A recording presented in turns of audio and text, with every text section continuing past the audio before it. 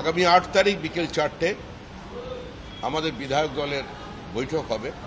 সেখানে বিধায়ক দলের নেতা নির্বাচিত হবেন এবং 9 তারিখ ব্রিগেড প্যারেড গ্রাউন্ডে সকাল 10টার সময় প্রধানমন্ত্রী, স্বরাষ্ট্রমন্ত্রী,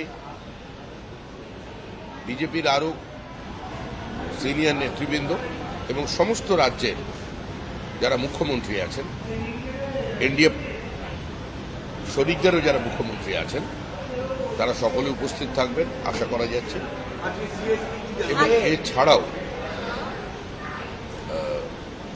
আমাদের বহু এমন সমাজের বিভিন্ন স্তরের মানুষ যারা জাতীয় পুরস্কার পেয়েছেন, পদ্ম অ্যাওয়ার্ডে আছেন এবং সমাজের নিজ নিজ ক্ষেত্রেই যারা প্রতিষ্ঠিত সে ধরনের সমস্ত মানুষ তারা আমন্ত্রিত থাকবেন এবং তাদের অত্যন্ত বর্ণময় উপস্থিতিতে আজকে এই শপথ গ্রহণ অনুষ্ঠানটা হবে।